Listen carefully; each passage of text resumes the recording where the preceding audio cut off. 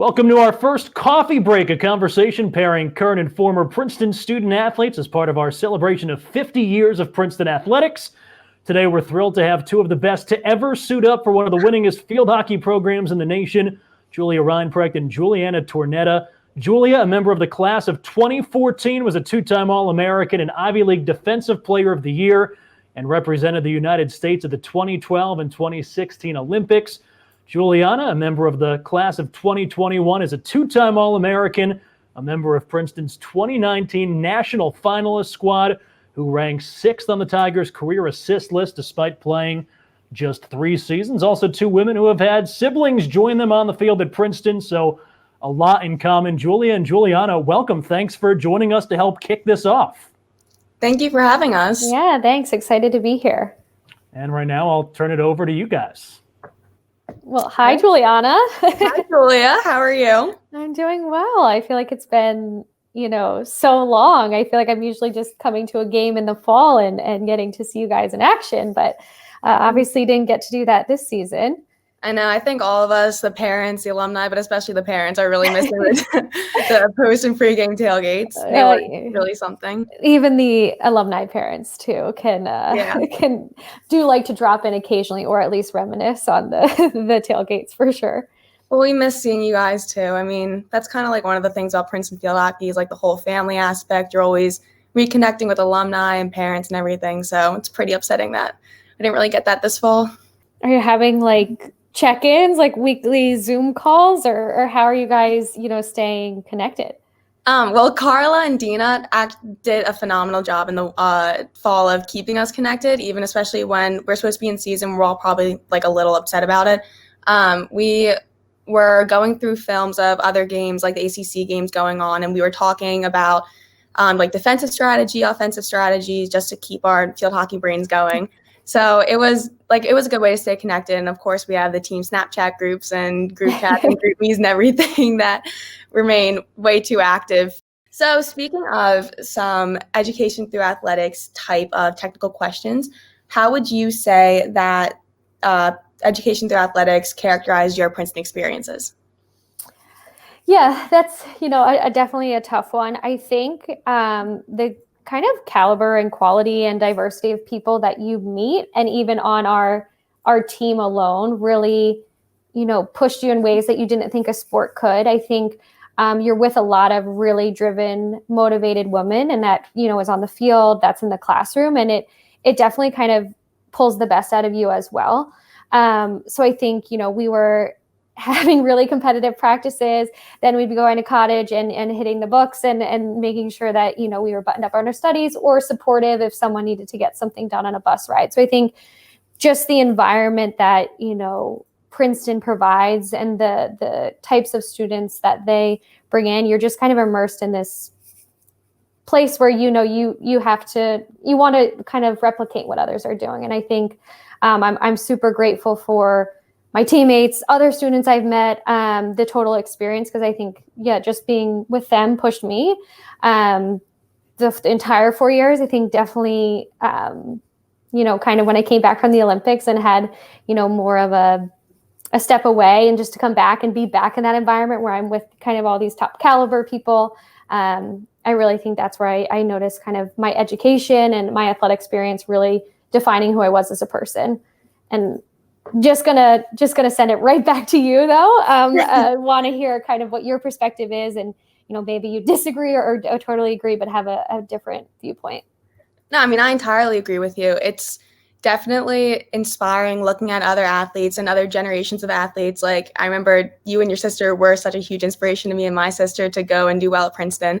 But looking at other athletes and how they're handling, like, regardless of their majors, either engineering majors or just other AB majors, just how they handle their work and athletics and time commitments and stress and relationships and social situations. It's very, very inspiring. And it's very, I think, powerful and empowering to know that you can also do that too, regardless of coming in freshman year if you're a little scared, which I kind of was. So it was definitely very reassuring to see other people flourishing so well and seeing athletes doing so well in what is, I think, notoriously supposed to be is a pretty difficult school. So I am curious because we obviously have the sisters who came before us in common, and I want to know how Sophia, kind of led the way, or I guess one, how was she the reason kind of you decided you also wanted to go to Princeton? You kind of witnessed her happiness and experience, or you were on your own path, but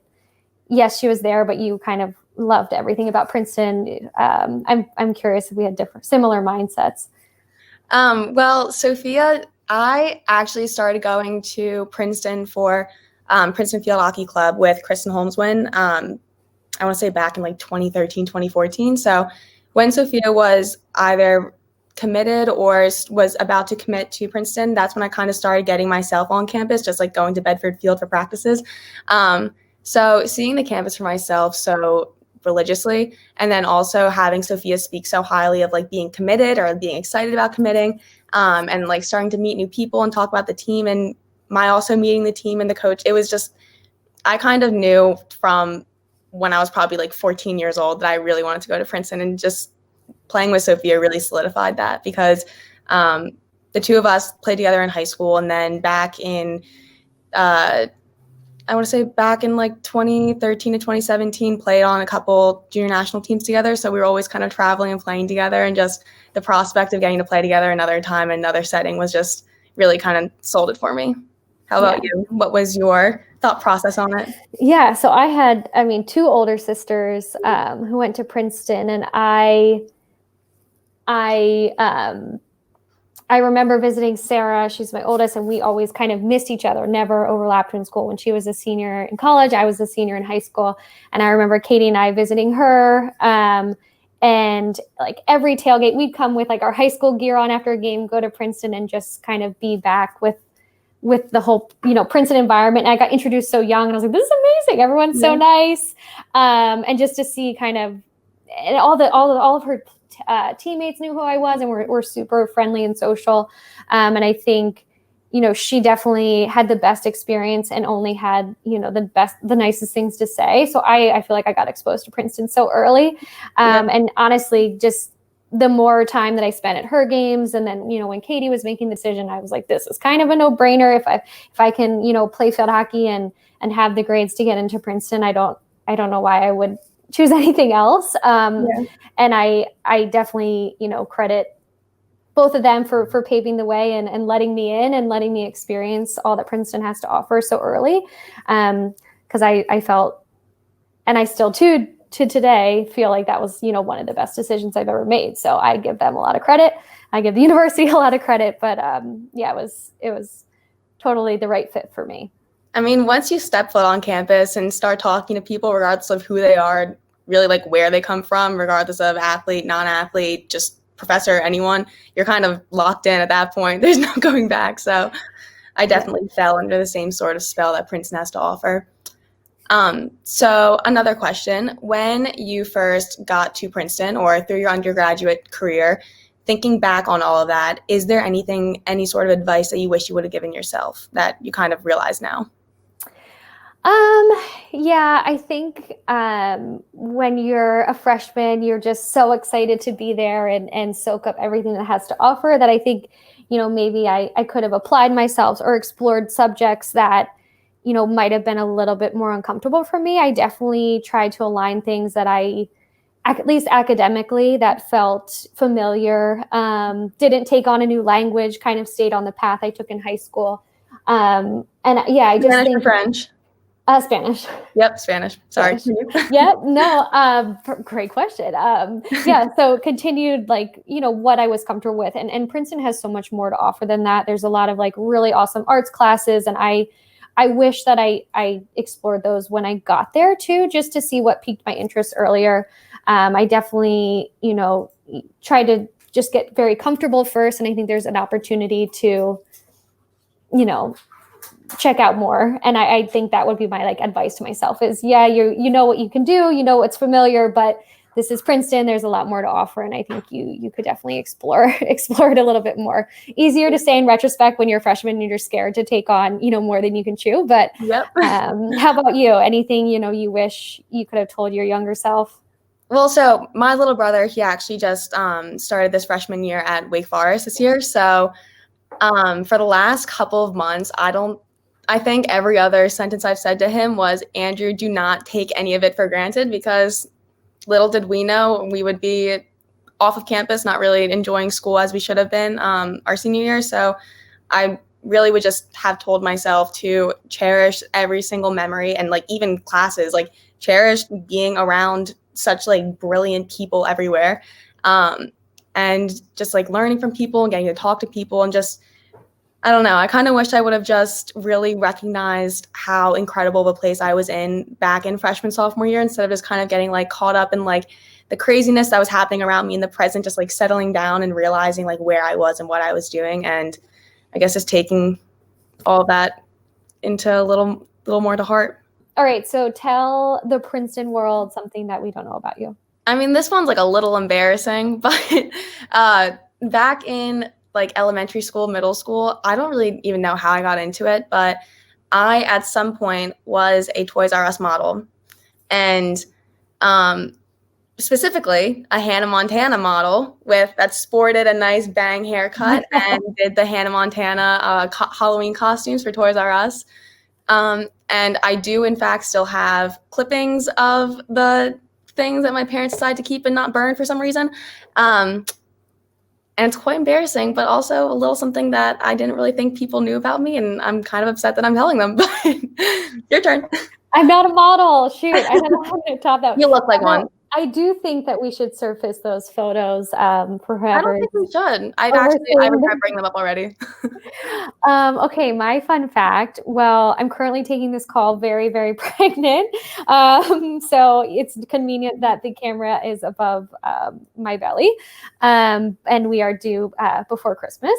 And I married a Princeton guy. So, you know, it's hopefully a little, you know, Princeton baby. But I guess my other fun fact would be I actually don't really use my left eye.